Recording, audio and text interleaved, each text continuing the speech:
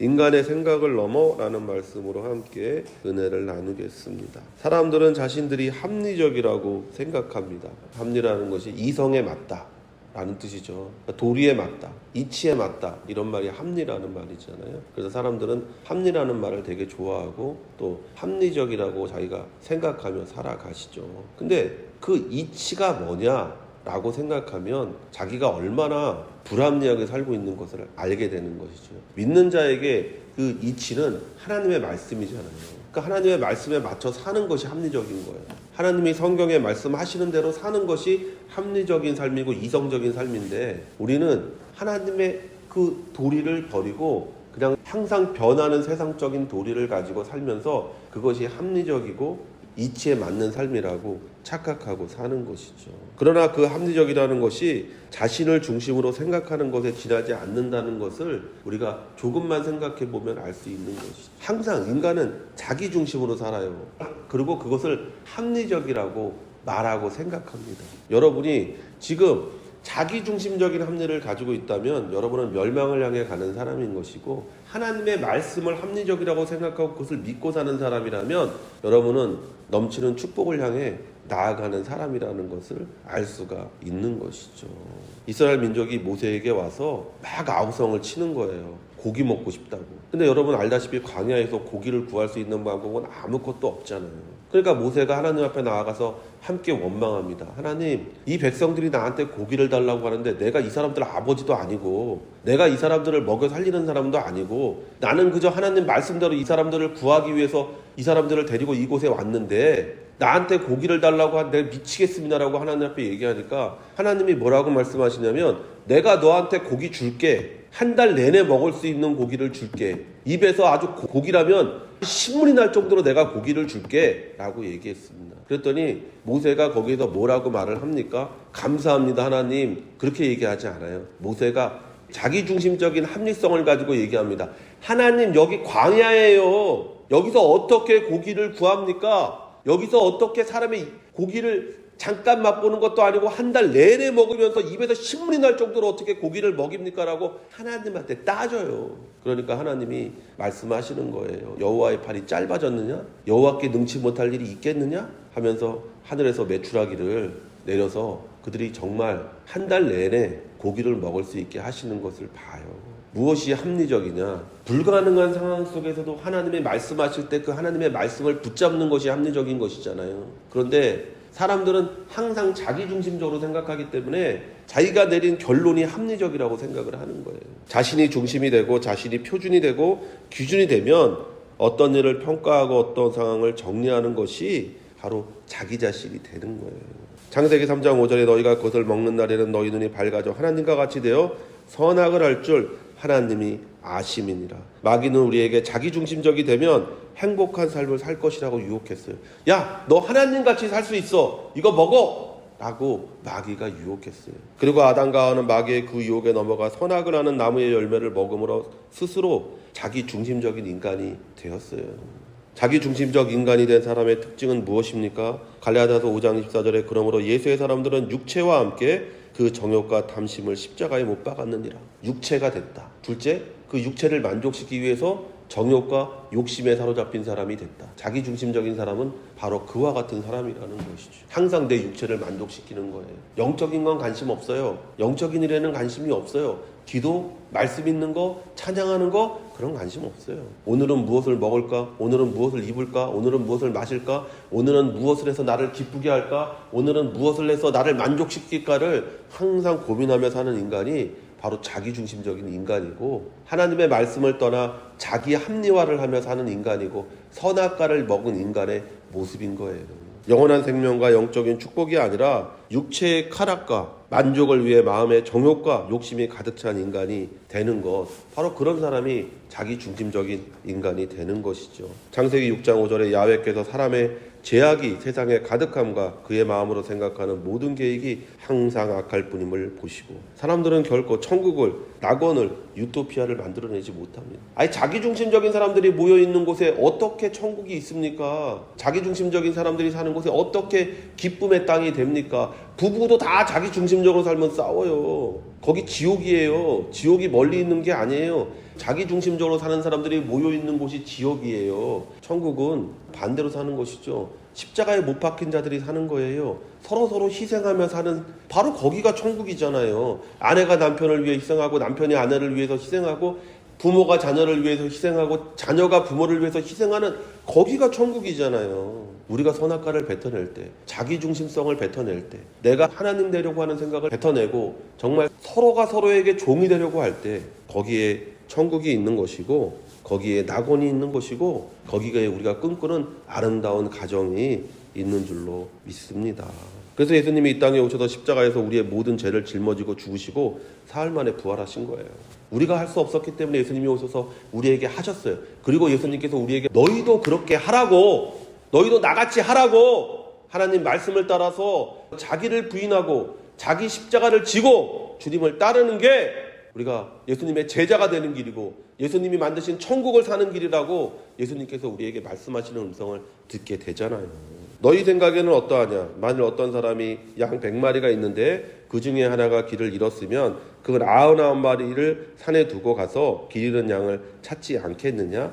양 100마리가 있는데 그중 한 마리를 잃어버렸습니다. 사람의 생각은 한 마리를 잃어버릴지언정 99마리를 지키는 것이 이익이라고 생각합니다. 너희 생각에는 어떠하냐? 예수님께서 묻는 거예요.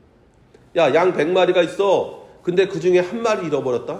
양 100마리면 어마어마한 부자잖아요. 근데 99마리를 산에 두고 라고 얘기하고 있어요. 누가 지키는 게 아니에요, 성도 여러분. 자꾸 여기다 말씀에다 말을 덧붙이면 안 돼요. 그냥 99마리를 산에 두고 한 마리 때문에 미친 듯이 찾는 거예요. 그 한 마리를 미친 듯이 찾는다고 성경은 얘기하는 거예요. 예수님이 여러분을 그렇게 찾았다는 겁니다. 여러분이 죄인 되었을 때, 여러분이 하나님과 원수 되었을 때 예수님께서 여러분을 그렇게 찾았고, 예수님이 우리에게 지금 나가서 그렇게 하라고 말씀하시는 거예요. 여러분의 생각은 어떻습니까? 다수를 위해 소수를 포기하는 것이 합리적이고 이익이라고 생각하지 않으십니까? 그러나 하나님은 인간의 생각을 넘어 우리에게 예수 그리스도를 보내주셨어요. 그리고 예수님은 그 잃어버린 한 마리를 찾기 위해 이 땅에 오셔서 자기의 생명을 내어놓으신 분이에요. 이사야 55장 8절에서 9절에 이는 내 생각이 너희의 생각과 다르며 내 길은 너희의 길과 다름이니라. 야훼의 말씀이니라. 이는 하늘이 땅보다 높음 같이 내 길은 너희의 길보다 높으며 내 생각은 너희의 생각보다 높음이니라.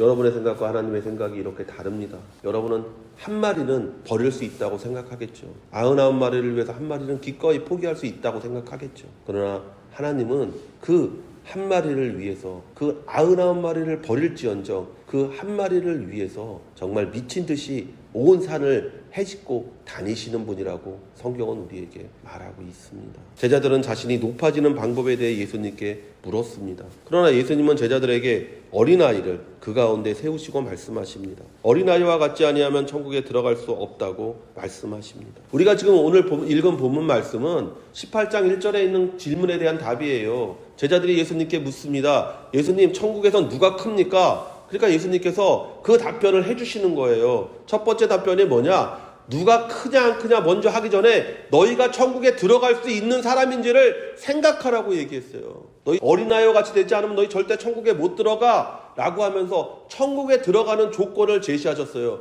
그러면서 그 어린아이와 같이 된다는 것이 무엇인지를 우리에게 말씀하십니다. 믿고 순종하는 사람이 어린아이와 같이 되고 들어가는 사람이다. 그러고 나서 뭐라고 얘기하냐? 너 죄를 지으면 팔 하나 잘라내라. 너 죄를 지으면 다리 하나 잘라내라. 너 눈이 죄를 져서 눈 하나를 뽑아내라. 그리고 장애인으로 천국에 들어가는 것이 사지 멀쩡하면서 지옥 들어가는 것보다 100배 1000배 낫다라고 얘기하셨어요. 천국에 들어가는 것은 바로 그와 같은 것입니다. 예수님을 믿는다는 것은요, 내가요 팔 하나를 잘라내는 아픔 같은 자기 변화를 체험한다는 겁니다. 왜 고통스럽습니까? 자기의 합리적이라고 생각하는 생각과 싸워야 되잖아요. 여태까지는 이렇게 사는 것이 옳은 것이라고 생각했는데 그게 아니라고 말하잖아요. 예수님께서 99마리를 지키는 것이 옳은 거라고 생각했는데 예수님께서 아니라고 하시잖아요. 아니야, 한 마리를 찾아야 돼. 내 생각을 바꾸는 게 쉽습니까? 내 감정을 바꾸는 게 쉽습니까? 내 생활 습관을 바꾸는 게 쉽습니까? 내 입술을, 내 말하는 방식을 바꾸는 게 쉽습니까? 아니라는 거 여러분 너무나 잘 알잖아요. 개혁은요, 쉽게 되는 게 아니에요. 팔 하나를 잘라내는 그 고통만큼 개혁은 고통스러운 거예요. 여러분 자신이 바뀌는 거, 여러분 자신이 변하는 거, 그와 같이 힘들고 어렵고 고통스러운 거예요. 그러나 여러분이 그것을 할 때 여러분이 천국 백성이 되는 것이고, 이제 비로소 우리가 천국에서 큰 자로 나아갈 수 있는 기초가 다져지는 거예요. 그러나서 예수님께서 오늘 말씀하신 것이 바로 그것이죠. 천국에서 큰 자가 어떤 자가 되냐? 실족하는 자를 너희가 다시 일으켜 세워줄 때 너희가 천국에서 큰 자가 된다라고 말씀하고 계신 거네요. 진실로 너희에게 이르노니 만일 찾으면 길을 잃지 아니한 99마리보다 이것을 더 기뻐하리라. 하나님이 진정으로 기뻐하는 것은 잃어버린 양을 위한 실족한 자를 위해 흘리는 땀과 눈물과 피를 가장 기뻐하는 거예요. 그리고 천국에서 큰 자는 바로 사람을 옳은 길로 인도하는 사람들이라는 거예요. 18장에 처음에 제자들이 던졌던 질문에 대한 답변을 예수님께서 지금 하시는 거예요. 실족한 자를 다시 일으켜 세워서 하나님의 자녀가 되게 하는 것, 그것이 바로 너희가 천국에서 큰 자가 되는 방법이라고 예수님께서 말씀해 주고 계신 거예요. 오늘 읽은 말씀은 제자들이 천국에서 누가 큰 자입니까? 라는 질문에 대한 답변이에요. 천국에서 큰 자는 다른 일을 실족하게 하지 않기 위해 손해와 박해와 고난을 견디는 자들입니다. 천국에서 큰 자는 실족한 일을 건져내는 사람이에요. 그러니까 다른 사람을 실족하지 않게 하고, 그리고 실족한 자들을 다시 일으켜 세워주는 사람이 천국에서 큰 자다라고 예수님께서 제자들에게 지금 답변해 주고 계시는 것을 우리가 듣고 있는 것이죠. 이와 같이 이 작은 자 중에 하나라도 잃는 것은 하늘에 계신 너희 아버지의 뜻이 아니니라.